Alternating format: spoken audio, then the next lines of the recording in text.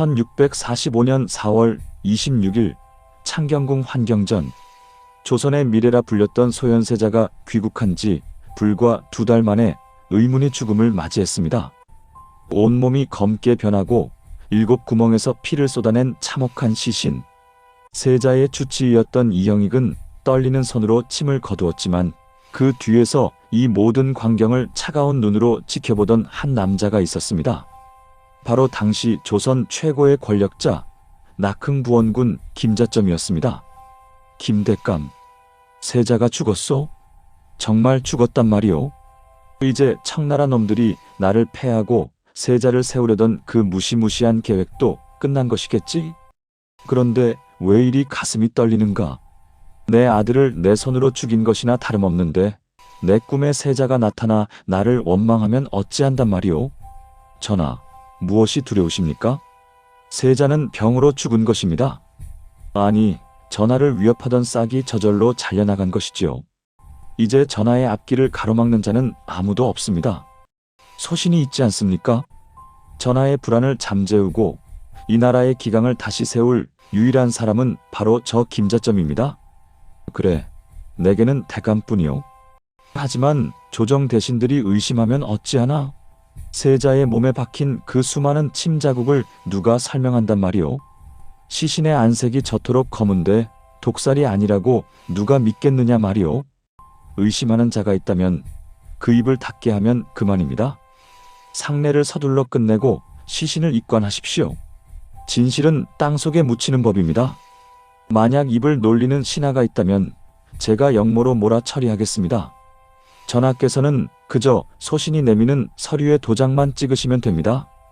이제 이 나라는 전하의 것이자 또한 소신의 것입니다. 통곡하는 세자빈 강씨의 울음소리가 대궐 담장을 넘을 때 김자점은 어둠 속에서 조용히 자신의 수염을 쓸어내렸습니다. 그는 알고 있었습니다. 세자의 죽음은 비극이 아니라 자신의 가문을 조선의 주인으로 만들 절호의 기회라는 것을요. 인조의 병적인 열등감과 광기를 이용해 권력을 사유화하고 자신의 앞길을 막는다면 왕의 아들조차 가차없이 죽음으로 몰아넣었던 남자. 그는 한명회보다 잔인했고 안동 김씨보다 치밀했습니다. 나라가 망해가도 자신의 금고만 채우면 그만이었던 조선 역사상 가장 추악한 권력 장사꾼. 오늘 우리는 그 괴물의 정체를 파헤칩니다. 기회주의자의 탄생 도망치던 비겁자 1등 공신이 되다. 김자점의 시작은 결코 화려하지 않았습니다. 그는 광해군 시절 권력의 주변부를 맴돌던 평범한 관리였습니다. 하지만 그는 누구보다 예민한 권력의 냄새를 맡는 코를 가지고 있었습니다. 1623년 3월 광해군을 폐위시키려는 인조반정의 불길이 타오를 때 김자점은 운명적인 선택을 합니다. 하지만 실록의 이면을 들여다보면 우리가 알던 용맹한 공신의 모습은 어디에도 없습니다. 그는 철저하게 계산된 비겁함을 가진 기회주의자였습니다. 이귀와 김자점의 밀담. 자점, 자네가 맡은 홍제원 방면의 병력 준비는 끝났는가? 내일이면 조선의 주인이 바뀔 것이네. 자네 가문의 명운이 이번 거사에 달렸어. 만약 한 명이라도 주저하면 우리 모두의 목이 날아간다는 것을 잊지 말게. 대감, 만약 실패하면 어찌 됩니까? 광해군의 군사들이 이미 눈치를 챈 것 같습니다. 제 처자식들의 목숨까지 걸기에는 너무 위험 부담이 큽니다. 거사를 조금 늦추는 게 어떻겠습니까? 아무래도 오늘은 날이 아닌 듯 싶습니다. 이 한심한 놈, 화살은 이미 시위를 떠났다. 지금 물러나면 우리 모두는 역적으로 효수될 것이야. 자네는 그저 우리 뒤를 따르기만 하게. 공은 나눠줄 것이나 배신하면 내 손에 죽을 줄 알게. 어차피 자네는 이제 돌아갈 곳도 없지 않은가. 거사 당일 김자점은 실제로 공포에 질려 도망칠 궁리만 했다고 전해집니다. 기록에 따르면 그는 반정군이 대궐로 진격할 때 가장 뒤처져 눈치를 살폈습니다. 하지만 반정이 기적적으로 성공하고 광해군이 폐위되자 김자점은 누구보다 먼저 대궐로 달려가 인조 앞에 엎드렸습니다.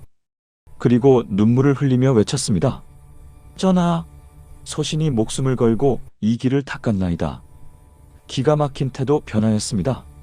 그는 반정의 긴박한 순간에 세운 공로가 거의 없었음에도 불구하고 뛰어난 처세술과 언변으로 인조의 환심을 샀습니다. 그 결과 그는 정사공신 1등에 책봉됩니다. 책봉식이 끝난 후 김자점의 화려한 저택 보았느냐? 세상은 칼로 잡는 것이 아니라 입으로 잡는 것이다. 내가 비록 반정 당일 칼 한 번 휘두르지 않았으나 이제 나는 이 나라의 1등 공신이다. 전하께서는 나를 가장 믿으신다. 이제부터 조선의 요직은 우리 김씨들이 다 차지할 것이다. 이조, 병조, 의정부. 내 허락 없이는 누구도 승진할 수 없을 것이야. 보아라, 이제 한양의 모든 돈과 권력이 이 대문 안으로 쏟아져 들어올 것이다. 형님, 하지만 다른 공신들의 시선이 따갑습니다. 그들이 형님의 실체를 알지 않습니까? 전쟁터에서 뒤로 빠졌던 형님을 누가 진정한 공신으로 대접하겠습니까? 시선 따위가 밥을 먹여주더냐? 그들이 나를 욕할 때 나는 전하의 귀를 장악할 것이다. 전하의 불안을 내가 만져주고 전하의 의심을 내가 채워줄 것이다. 권력은 왕의 마음을 훔치는 자의 것이다. 이제 김자점 카르텔의 시작이다. 지켜보거라. 내가 조선을 어떻게 요리하는지. 저 잘난 선비들이 입만 살아서 나불댈 때 나는 이 나라의 실권을 통째로 삼킬 것이다. 김자점은 인조의 가장 치명적인 약점인 정당성 부족과 불안을 파고들었습니다. 인조는 반정으로 왕이 되었지만 늘 자신이 다시 쫓겨날지도 모른다는 공포에 시달렸죠. 김자점은 그 공포를 먹고 자라났습니다. 그는 인조에게 끊임없이 반대파의 역모를 고발하고 오직 자신만이 왕을 지킬 수 있다고 가스라이팅했습니다. 실록은 이 시기를 김자점이 권세를 마음대로 휘두르니 조정이 그의 집 대문 앞에 줄을 섰다고 기록합니다. 실력 없는 자가 연줄과 압으로 요직을 차지하고 국가 시스템을 사유화하기 시작한 순간, 이것이 바로 조선을 멸망의 길로 이끈 비극적인 인사 참사의 시작이었습니다. 그의 카르텔은 이미 조선의 골수까지 파고들고 있었습니다. 킹메이커의 보상 마이너스 회전문 인사의 실체 권력을 쥔 김자점이 가장 먼저 한 일은 무엇이었을까요? 그것은 바로 자신만의 성벽을 쌓는 것이었습니다. 그는 조선의 인사 시스템을 완전히 파괴하고 오직 자신에게 충성하는 이들로 조정을 채웠습니다. 이것이 바로 조선판 회전문 인사의 정점이었습니다. 인조는 김자점이 추천하는 사람이라면 앞뒤 재지 않고 임명장을 써주었습니다. 실록은 당시의 상황을 관직이 김자점의 집에서 나오고 나랏일이 그의 사랑방에서 결정되었다고 비판합니다. 인척 관리 대감, 제 아들놈이 이번에 과거에 급제는 못했습니다만 지방 수령 자리 하나만 내주시면 안 되겠습니까? 대감께서 말씀 한마디만 하시면 전하께서 들어주실 텐데요. 여기 작은 성의를 가져왔습니다. 과거 급제가 무슨 대수인가? 내 옆에 서 있는 것이 가장 큰 스펙이지. 자네 아들은 이번에 평안도 쪽 현감으로 보내주겠네. 그곳이 돈 만지기 좋다더군. 대신 거기 가서 걷어들이는 것의 절반은 우리 가문으로 보내야 하네. 알겠는가? 자리를 주는 것은 내 호의지만 자리를 유지하는 것은 자네의 성의에 달렸네. 당연하지요, 대감. 대감의 은혜는 뼈에 새기겠습니다. 저희 가문은 영원히 대감의 그림자가 되겠습니다. 김자점은 이런 식으로 전국 각지의 요직을 매관매직했습니다. 실력이 있는 인재들은 등용되지 못하고 김자점에게 줄을 댄 무능한 자들이 백성들의 고열을 짜내는 수령이 되었습니다. 더 심각한 것은 사헌부와 사관원 같은 언론 기구까지 장악했다는 점입니다. 김자점은 자신의 친인척들을 대간 자리에 앉혀 자신을 비판하는 상소가 올라오면 즉시 역모로 몰아 처단했습니다. 감시와 견제가 사라진 권력은 괴물이 되기 마련입니다. 김 대감, 요즘 대신들이 대감에 대해 말이 많소. 인사가 너무 편파적이라는 상소가 끊이지 않는데 어찌 된 일이오? 나도 가끔은 민망할 때가 있어. 전하, 그것은 모두 저를 시기하는 무리들의 모함입니다. 제가 우리 문중 사람들을 쓰는 이유는 단 하나, 전하께 가장 충성할 수 있는 자들이기 때문입니다. 다른 놈들을 믿으십니까? 그들은 언제든 전하의 등에 칼을 꽂을 자들입니다. 제가 욕을 먹으면서도 인사를 강행하는 것은 오직 전하의 왕권을 지키기 위함입니다. 전하, 저를 믿지 못하시면 누구를 믿으시겠습니까? 역시 대감뿐이구려. 내가 잠시 헛된 말을 믿었소. 앞으로도 인사 문제는 대감이 전권으로 처리하시오. 김자점의 이 가스라이팅은 완벽했습니다. 인조는 김자점이라는 창을 통해 세상을 보았고, 김자점은 인조의 눈을 가린 채 조선을 사유화했습니다. 현대의 특정 이익 집단이 요직을 돌아가며 차지하는 카르텔의 원형이 400년 전 조선 조정에서 이미 완성되었던 것입니다. 이 시기 조선의 행정력은 마비되었습니다. 관직은 사고 파는 상품이 되었고 공정이라는 단어는 사라졌습니다. 김자점은 자신이 만든 이 회전문 안에서 조선의 모든 부를 빨아들였습니다. 하지만 이 탐욕의 끝에는 조선 전체를 뒤흔들 거대한 재앙이 기다리고 있었습니다. 바로 병자호란이었습니다. 병자호란의 원흉 무능과 탐욕의 콜라보. 1636년 12월 청나라의 10만 대군이 압록강을 건넜습니다. 병자호란의 시작이었습니다. 당시 서북 방면의 국방을 책임지는 도원수 자리에 앉아있던 인물은 바로 김자점이었습니다. 그는 인조의 신뢰를 바탕으로 막대한 국방 예산을 주물러 왔고, 평소에 청나라 놈들이 오면 내 단칼에 베어버리겠다고 호언장담했습니다. 하지만 막상 전쟁이 터지자 김자점이 보여준 모습은 조선 역사상 최악의 추태였습니다. 대원수님, 청나라 기병대가 이미 산성을 지나 한양으로 직격하고 있습니다. 당장 추격하여 전하를 지켜야 합니다. 적의 속도가 너무 빠릅니다. 추격이라니? 적의 기세가 저토록 등등한데 나갔다가 우리 군사들이 다 죽으면 어찌하란 말이냐? 우리는 여기서 수성만 하면 된다. 한양이야 전하께서 알아서 피하시겠지. 내 군대를 잃으면 내 권위도 사라진다. 절대 한 발짝도 움직이지 마라. 하지만 대원수님, 적들이 봉화조차 올리지 못하게 길을 끊었습니다. 전하께서는 적이 온 줄도 모르고 계실 텐데 어찌 이리 보고만 계십니까? 이것은 반역입니다. 닥쳐라. 내 명령이 곧 군령이다. 지금 나가는 것은 자살 행위다. 나는 여기서 전하의 명을 기다릴 것이다. 적들이 지나가게 두어라. 우리는 그저 이곳을 지키면 된다. 김자점은 적이 한양으로 쏟아져 들어가는 동안 정방산성에 틀어박혀 움직이지 않았습니다. 그가 지휘하던 대군은 청나라군의 뒤통수를 한 번도 치지 않았고, 인조는 적이 쳐들어온 사실도 모른 채 남한산성으로 피난 가야 했습니다. 결국 인조는 삼전도에서 청나라 황제 앞에 무릎을 꿇고 3번 절하고 9번 머리를 짓짓는 삼전도의 굴욕을 당합니다. 한 나라의 도원수가 자신의 병력을 보존해 권력을 지키려는 욕심 때문에 나라를 통째로 넘겨준 것입니다. 전쟁이 끝난 후 김자점은 당연히 사형에 처해져야 했습니다. 전하, 김자점은 도원수로서 적을 보고도 싸우지 않았으며 전하를 위기에 빠뜨렸습니다. 이는 용서받지 못할 대죄입니다. 당장 처형하소서. 전하, 소신이 병력을 아낀 것은 훗날 전하를 다시 모시기 위해 군사들을 보존하려 했던 고육지계였습니다. 만약 제가 그때 나갔다가 패했다면 누가 전하를 남한산성에서 구했겠습니까? 소신은 오직 전하의 안위만을 생각했을 뿐입니다. 김대감의 충심은 내가 안다. 비록 결과는 좋지 않았으나 그 뜻은 가상하다. 김자점을 귀양만 보내고 죽이지는 말라. 이것이 카르텔의 무서움입니다. 나라를 망친 대역죄를 지었음에도 왕과의 유착 관계 덕분에 김자점은 목숨을 구합니다. 그리고 얼마 지나지 않아 그는 다시 중앙정계로 복귀합니다. 죄를 지은 자가 다시 권력을 쥐고 그 권력으로 자신을 비판한 자들을 숙청하는 악순환.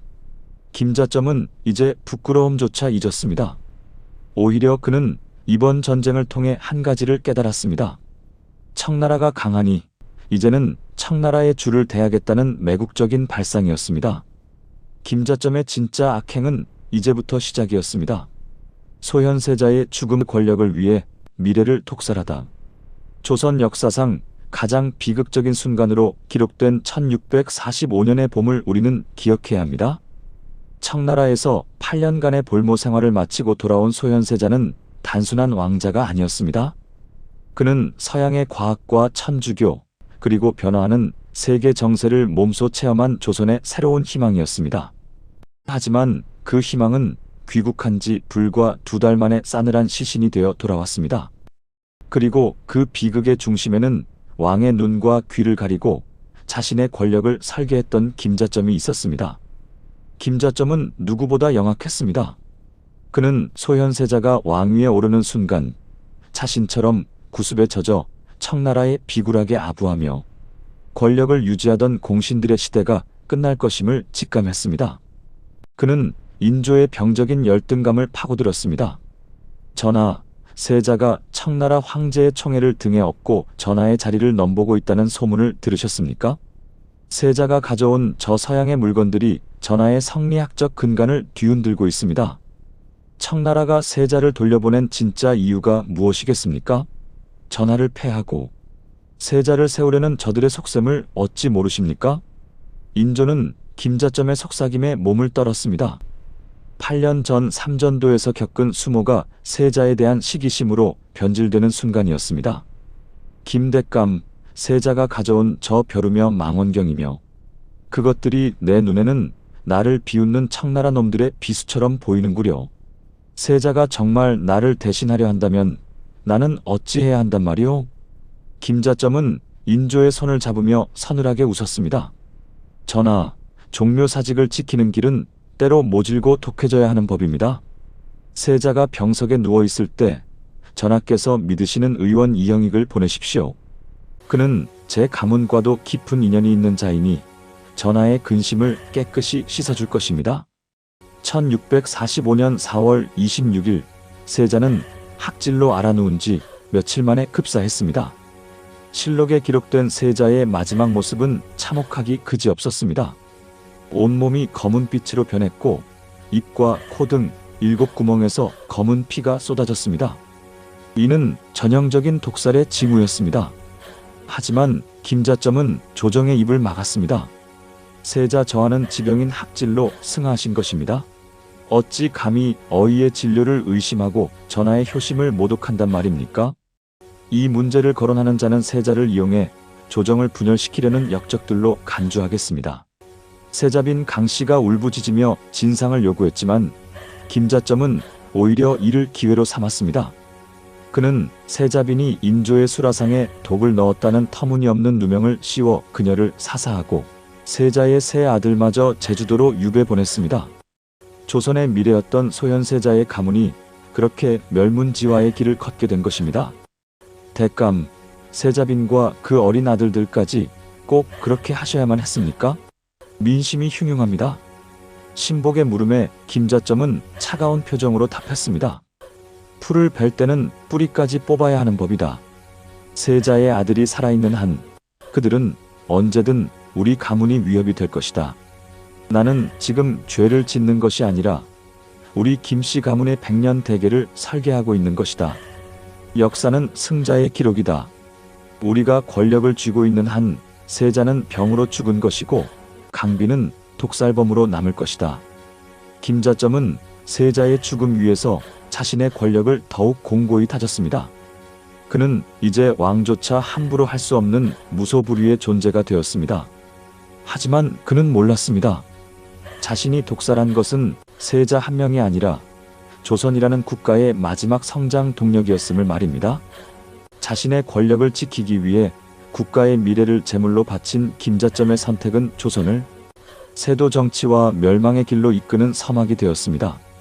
조선판 매국 카르텔 국가 기밀을 청나라에 팔다.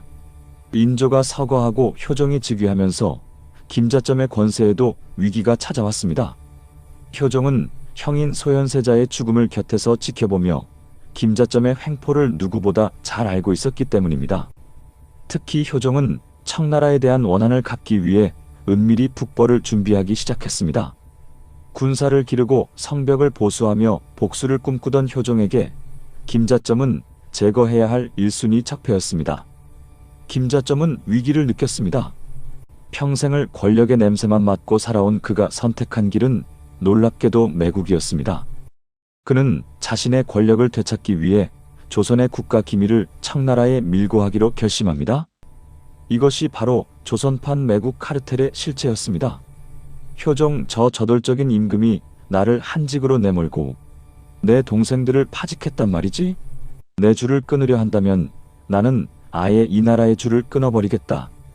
청나라 사신에게 전해라. 내가 아주 귀한 정보를 가지고 있다고.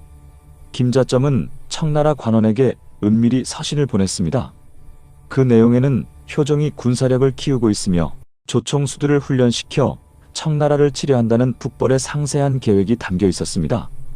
이는 국가의 명운을 건 기밀이자 청나라가 알게 될 경우 다시 전쟁이 일어날 수도 있는 위험천만한 일이었습니다.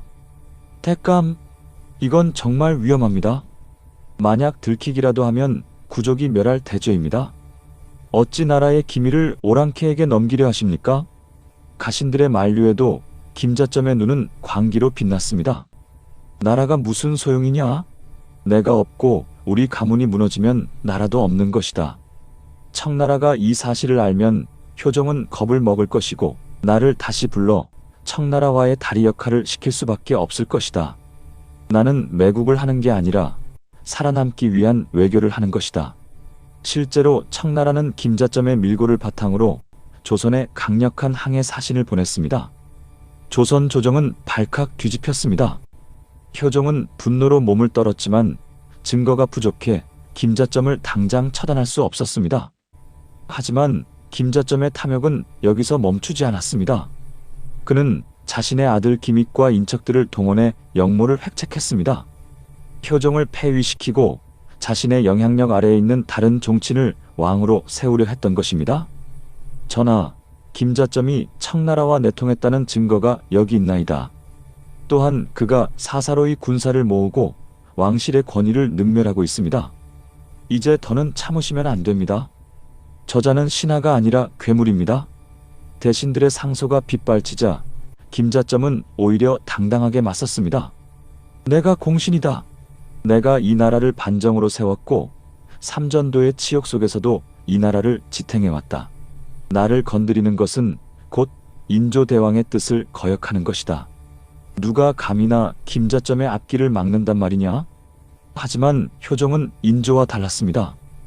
효종은 김자점이 장악하고 있던 비변사와 언론 기구들을 하나씩 해체하며 그의 수족을 잘라내기 시작했습니다.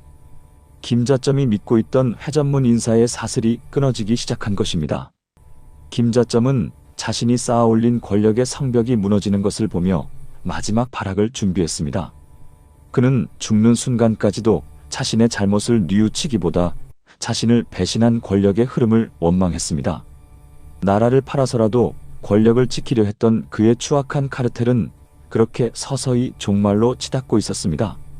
낙하산과 세습의 정점 마이너스 가문을 위해 시스템을 파괴하다. 김자점의 권력 유지 비결은 단순히 왕의 환심을 사는 데 있지 않았습니다. 그는 현대의 거대 카르텔이 그러하듯 국가의 공적 시스템을 완전히 무력화하고 그 자리를 가문의 혈연들로 채워넣는 인사 독점의 달인이었습니다. 그는 자신의 아들 김익을 인조의 후궁인 귀인 조씨의 딸 효명옹주와 혼인시켜 왕실과 겹사돈을 맺었습니다. 이는 단순한 혼인이 아니라 왕실의 정보를 빼내고 가문의 지위를 법적으로 보장받으려는 고도의 전략이었습니다. 아버지, 이번에 제 처가인 왕실에서 나오는 소식들을 들어보니 효종의 움직임이 심상치 않습니다. 우리 가문을 치기 위해 암행어사들을 비밀리에 파견했다고 합니다. 아들 김익의 말에 김자점은 너털 웃음을 터뜨렸습니다. 걱정 마라. 암행어사가 어디로 가는지, 누구를 만나는지 이미 내 사위와 조카들이 장악한 비변사에서 다 파악하고 있다. 내가 이 나라의 모든 요직에 우리 사람들을 박아넣은 이유가 무엇이겠느냐? 나란 일은 대궐이 아니라 우리 집 사랑방에서 결정되는 것이다. 김자점의 인사 횡포는 실록에 상세히 기록되어 있습니다. 그는 자신에게 뇌물을 바치거나 가문의 친인척인 자들에게는 과거 시험 성적과 상관없이 요직을 내주었습니다. 이조 판서와 병조 판서 등 인사와 군사권을 쥔 자리에는 항상 김자점의 측근들이 돌아가며 앉았습니다. 이것이 바로 조선판 낙하산 인사였습니다. 대감, 이번에 과거에 장원한 선비는 실력이 출중하다 합니다. 그를 요직에 기용하는 것이 나랏일을 위해 좋지 않겠습니까? 한 강직한 신하의 건의에 김자점은 코웃음을 쳤습니다. 실력? 실력이 밥 먹여주나? 나를 모르는 장원은 한낱 먹물쟁이에 불과하다. 그 자리에는 내 처남이 갈 것이다. 실력 있는 놈들은 지방에 가서 백성들 농사나 돕게 해라. 조정은 나를 지키는 자들만으로도 꽉 차 있다. 이런 식의 인사가 반복되자 조선의 공무 시스템은 완전히 붕괴되었습니다. 관리들은 백성을 돌보기보다 김자점의 비위를 맞추는데 혈안이 되었습니다. 지방 수령 자리는 공공연하게 경매에 붙여졌고 그 돈은 고스란히 김자점의 가문 창고로 들어갔습니다. 백성들은 굶주려 죽어갔지만 김자점의 일가는 한양에서 가장 화려한 저택을 짓고 권세를 누렸습니다. 대감의 집 앞은 인산인해인데 백성들의 집 앞은 곡소리뿐입니다. 이것이 대감이 말하던 공신의 도리입니까? 익명의 투서가 날아들어도 김자점은 눈 하나 깜짝하지 않았습니다. 백성들이 곡소리를 내는 것은 그들이 무능하기 때문이다.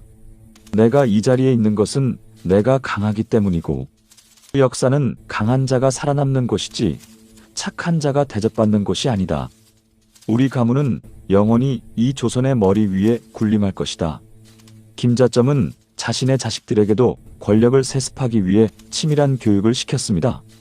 학문이 아니라 사람을 부리는 법과 돈으로 환심을 사는 법을 가르친 것입니다. 국가의 공식적인 인재 등용 시스템인 과거 제도는 김자점의 가문을 정당화하는 요식 행위로 전락했습니다. 400년 전 그가 완성한 이 세습 카르텔은 오늘날 우리 사회의 불공정과 비리가 어디에서 시작되었는지를 보여주는 뼈아픈 거울입니다. 김자점은 그렇게 조선의 기둥을 하나씩 뽑아 자신의 가문집을 짓는 데 사용하고 있었습니다. 효종의 칼날 마이너스 거인의 추락과 비참한 최후. 1651년 드디어 역사의 심판이 시작되었습니다. 북벌을 꿈꾸며 조용히 힘을 기르던 효종은 더 이상 김자점의 횡포를 묵과하지 않았습니다. 효종은 김자점이 청나라의 기밀을 누설하고 인조의 후궁 귀인 조씨와 결탁해 역모를 꾀했다는 명확한 증거를 확보했습니다. 평생을 왕의 방패인 척하며 왕을 위협했던 김자점에게 마침내 피할 수 없는 칼날이 날아든 것입니다. 김자점, 내 죄를 내가 알렸다. 너는 신하로서 나라의 기밀을 오랑캐에게 팔았고 왕실의 권위를 이용해 사사로이 권력을 사유화했다. 내 탐욕이 조선의 근간을 뒤흔들었으니 어찌 목숨을 구걸하려 하느냐? 추국장에 끌려온 김자점은 예전에 위풍당당하던 모습은 사라지고 초췌하고 비루한 노인의 모습이었습니다.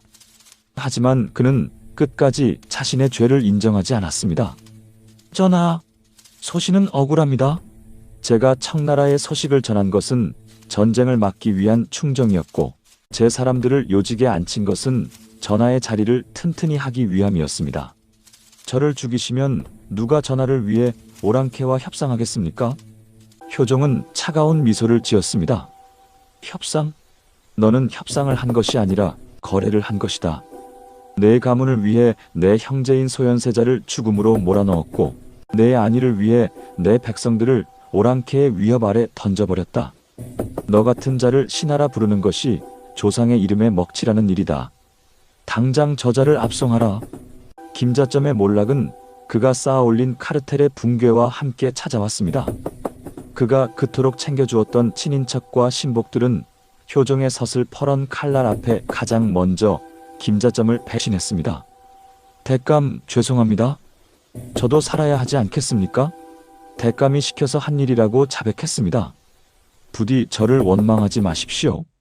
자신의 신복이었던 자의 배신에 김자점은 핏발선 눈으로 외쳤습니다. 이 배은망덕한 놈들, 내가 너희를 어떻게 키워줬는데? 권력이 있을 때는 개처럼 기어다니던 놈들이 이제 와서 나를 짓밟느냐? 너희도 결국 나와 같은 괴물일 뿐이다. 1651년 12월 김자점은 거열형이라는 가장 참혹한 형벌을 받고 처형되었습니다. 그의 아들 김익과 동생 김자겸 등 일가 친척들도 모두 처형되거나 유배되었습니다. 조선을 통째로 집어삼킬 듯했던 김자점 카르텔이 단 며칠 만에 연기처럼 사라진 것입니다. 백성들은 그의 처형 소식에 거리로 나와 춤을 추었다고 전해집니다. 드디어 저 악마가 죽었구나. 우리 아들의 군포를 뺏어가고 딸을 노비로 팔게 한 저 인간이 드디어 죗값을 받는구나. 김자점의 죽음은 단순한 한 권력자의 종말이 아니었습니다. 그것은 권력이 사적인 욕망을 위해 쓰일 때 어떤 비참한 최후를 맞이하는지를 보여주는 역사의 엄중한 경고였습니다. 그는 평생을 권력의 포식자로 살았지만 결국 그 권력이라는 괴물에게 잡아먹히고 말았습니다. 실록은 김자점에 대해 간교하고 탐욕스러워 나라를 망친 우두머리라고 짧고 강렬하게 기록하고 있습니다. 거인의 추락은 그렇게 조선 역사에 지울 수 없는 얼룩을 남긴 채 마무리되었습니다. 2026년의 거울 마이너스 김자점은 과연 죽었는가? 김자점이 처형된 지 400년 가까운 시간이 흘렀습니다. 하지만 우리는 오늘날의 뉴스 속에서 여전히 김자점의 환영을 봅니다. 특정 집단이 국가의 예산을 나눠 먹고 퇴직 후에는 전관예우라는 이름으로 다시 요직을 차지하며 자식들에게 그들만의 리그에 들어올 수 있는 부모 찬스를 제공하는 현실. 이것은 17세기 김자점이 구축했던 매국 카르텔과 무엇이 다릅니까? 역사는 반복된다고 말합니다. 하지만 그 반복은 단순히 사건이 되풀이되는 것이 아니라 인간의 탐욕이 같은 형태로 진화하기 때문에 일어납니다. 김자점은 자신의 권력을 지키기 위해 소현세자라는 국가의 미래를 죽였습니다. 오늘날 우리 사회가 청년들의 꿈을 짓밟고 공정한 경쟁의 사다리를 걷어차는 행위 역시 김자점이 저질렀던 미래 독살과 다를 바 없습니다. 여러분, 역사를 공부하는 이유는 단순히 옛날 이야기를 즐기기 위함이 아닙니다. 지금 우리 곁에 살아있는 제2의 김자점들을 가려내기 위함입니다. 권력이 공공의 이익이 아닌 가문의 영광을 위해 쓰일 때 나라는 안에서부터 썩어 문드러집니다. 다큐멘터리의 마지막 장면은 현대의 화려한 도심과 낡은 실록의 페이지가 겹쳐지며 마무리됩니다. 김자점은 죽었습니다. 하지만 그가 남긴 권력 장사의 수법은 여전히 우리 사회 구석구석에 독버섯처럼 퍼져 있습니다. 나를 위해 나라를 팔고 우리 집안을 위해 타인의 눈물을 외면하는 마음이 바로 김자점의 유산입니다. 우리는 과연 그 유산으로부터 자유롭습니까? 우리는 이 영상을 통해 한 인간의 추악한 일생을 보았습니다. 하지만 동시에 우리가 가져야 할 경계심도 배웠습니다. 리더가 누구를 곁에 두는지, 그 조력자가 어떤 마음으로 권력을 다루는지 감시하는 것은 오직 깨어있는 백성, 즉 시청자 여러분의 몫입니다. 김자점 같은 포식자가 다시는 이 땅에 발붙이지 못하도록 역사의 눈을 부릅떠야 합니다. 정사 채널 제26회 권력의 포식자 김자점 이야기는 여기서 마치겠습니다. 여러분의 생각은 어떻습니까? 오늘날 우리 사회의 김자점은 누구라고 생각하시나요? 댓글로 의견을 나눠주세요. 여러분의 한마디가 역사를 바로 세우는 힘이 됩니다. 시청해주셔서 감사합니다.